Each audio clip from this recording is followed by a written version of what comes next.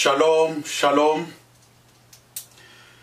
Encore une fois, c'est un plaisir de vous retrouver dans votre émission Pasteur, dites-nous.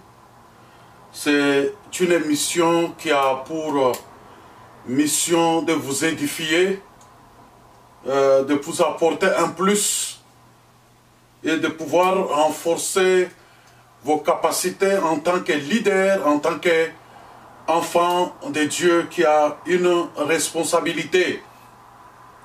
Alors aujourd'hui, c'est encore un plaisir de vous présenter un sujet que nous allons partager ensemble, que nous avons intitulé, en fait c'est une question, est-il nécessaire d'avoir un père spirituel? Est-ce que c'est important d'avoir un père spirituel? Oui, je dirais que c'est plus qu'important d'avoir un père spirituel. Plus qu'important d'avoir un père spirituel en tant que d'abord un chrétien. Vous devez avoir un père spirituel. Et pas seulement un chrétien, mais aussi un leader. Vous êtes un leader, vous êtes un responsable, vous êtes pasteur, vous êtes ministre de Dieu à tout point. Sachez que c'est très important, très nécessaire d'avoir un père spirituel et c'est très important. Parce que le père spirituel a un rôle qu'il joue dans notre vie. La première raison qui fait que nous devons avoir un père spirituel, parce que le père, c'est la source. Un père, c'est une source d'existence, parce qu'il n'y a personne qui peut dire « je suis venu sur la terre sans père ». Non, sur le plan biologique, tout homme ou toute femme est venu sur la terre à l'aide d'un père. Et parce que si vous n'êtes pas venu sur la terre en passant par un père, c'est que vous êtes un monstre. Vous êtes un monstre. Parce qu'un homme normal doit venir d'un père, d'un papa. Donc si vous n'êtes pas engendré, on ne vous a pas engendré par un père, c'est que vous êtes un monstre. La même chose que dans le ministère, dans les choses de Dieu, si vous êtes chrétien, vous êtes homme de Dieu, vous êtes ministre de Dieu, et que vous n'avez pas un père, automatiquement, sachez que vous êtes un monstre. Et un monstre, partout où il passe, il fait les dégâts. Un monstre, partout où il passe, il terrifie. Un monstre, partout où il passe, il amène la désolation. C'est la raison pour laquelle, aujourd'hui, nous avons des problèmes de gauche à droite, où il y a des dégâts qui se commettent par certains soi-disant ministres de Dieu, tout simplement parce que ce sont des monstres, ils n'ont pas de père. La première chose, le père, c'est la source. Donc c'est là que vous venez. C'est celui qui vous engendre, c'est lui qui vous donne naissance, c'est lui qui vous amène au monde. Voilà pourquoi l'apôtre Paul va dire à Timothée, « Mon fils Timothée, que j'ai engendré dans la foi. » C'est-à-dire que Timothée était venu d'un père qu'il a engendré dans la foi. C'est très important. Donc, si vous êtes un indépendant, vous n'avez pas un père. Vous êtes un chrétien indépendant qui n'a pas un père.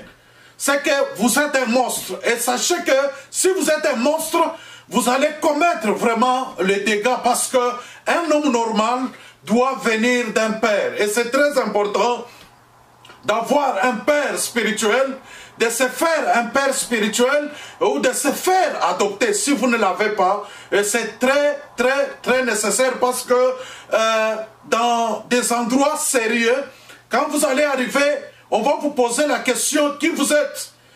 Rappelez-vous lorsque David a terrassé Goliath. Avant d'aller terrasser Goliath, Saül ne lui a pas posé beaucoup de questions. Mais lorsqu'il terrasse Goliath, après, Saül lui pose la question, de qui es-tu fils? De qui es-tu fils? C'est-à-dire, maintenant, Saül voulait le retracer spirituellement. Saül voulait le retracer biologiquement pour savoir il vient de qui. Parce que si il a réalisé un exploit, c'est que ça doit être lié à ses origines. Donc c'est très important. Donc tout ce que vous faites, tout ce que vous réalisez, sont traits à vos origines. Vous reproduisez vos origines. Voilà pourquoi c'est très important. C'est lui qui t'a vu, il a vu ton Père. Voilà pourquoi Jésus dit, c'est lui qui m'a vu, a vu mon Père. Donc c'est très important d'être engendré, de venir d'un Père, c'est très important. Et d'être retraçable spirituellement. Donc vous ne pouvez pas être Melchisédek, le roi de Salem qui n'avait ni père ni mère. Non, dans la vie chrétienne, dans le ministère, on doit avoir des repères, on doit être retraçable spirituellement. On doit avoir une généalogie. C'est très, très, très important. Je vais vous lire un verset dans la parole de Dieu. Nous sommes dans le livre de Esdras chapitre 2. Nous sommes dans le livre Esdras chapitre 2 et le verset 62. Je vais vous lire ça. Ok, je suis là. La Bible dit, ils cherchèrent leur titre généalogique, mais ils ne les trouvèrent point. On les exclut du sacerdoce. C'est-à-dire, à un moment donné, il y avait beaucoup de désordre dans les sacerdoces. Et le gouverneur a décidé de mettre de l'ordre dans les sacerdoces. C'est tout le monde qui entrait. C'est tout le monde qui voulait servir. C'est tout le monde qui voulait devenir sacrificateur. Mais à un moment donné, on a voulu restructurer les choses. Alors, la méthode qui a été utilisée pour restructurer les choses, c'était le retraçage spirituel. Vous comprenez ça? Donc, on a commencé par retracer. On est allé, on vous demande les noms, et puis on va fouiller dans les annales pour voir si il y avait l'un de vos pères, l'un de vos grands-pères qui a servi dans le temple pour que vous ayez droit de service dans les sacerdoces. Alors, la Bible dit que lorsqu'on trouve que vous n'avez pas un titre généalogique, c'est très important. J'aime beaucoup ce vocable que la Bible appelle les titres généalogiques. C'est-à-dire qu'il fallait appartenir à une famille ou à une généalogie qui a bien servi le Seigneur dans les sacerdoces pour avoir le droit de servir. Et la Bible dit, lorsqu'on a mené ces enquêtes, lorsqu'on a retracé chacun spirituellement, on ne les a pas retrouvés. On n'a pas retrouvé des repères. On n'a pas retrouvé des références. Il n'y avait rien dans les annales. Et la Bible dit qu'on les a exclus du sacerdoce. On les a chassés du sacerdoce. Tout simplement parce qu'ils n'étaient pas retraçables spirituellement. Donc vous devez être retraçable spirituellement. Vous venez d'où?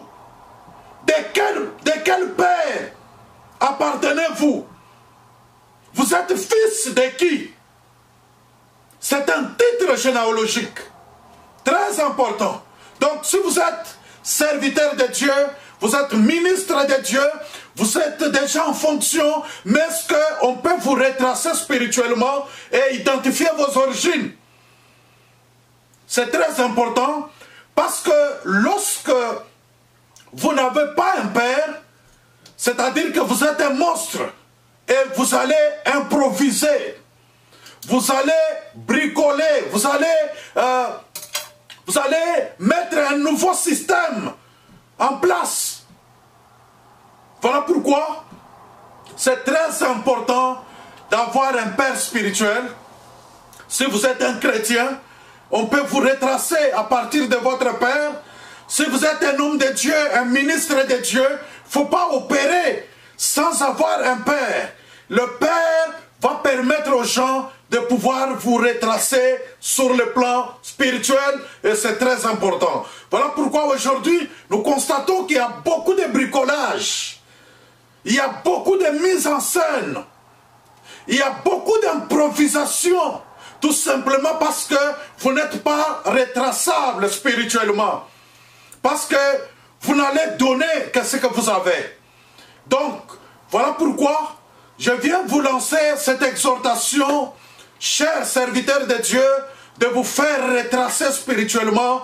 C'est très, très, très important. Et ces gens ont été exclus du sacerdoce tout simplement parce qu'ils n'ont pas été retraçables spirituellement. C'était la méthode la plus simple qui était utilisée et on a identifié qu'il y avait beaucoup de gens qui œuvraient dans les sacerdoces mais ils n'étaient pas retraçables spirituellement. Donc ils n'avaient pas de repères. Ils n'étaient pas le fils d'un père qui a servi dans les sacerdoces.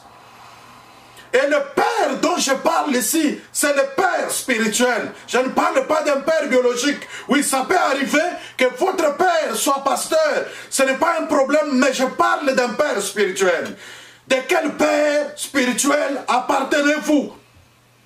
Et c'est très important d'avoir un père et de servir auprès d'un père. C'est très, très, très, très important. Donc, voilà un peu pour aujourd'hui. Que le Seigneur vous bénisse et à la prochaine avec un autre numéro. Que Dieu vous bénisse.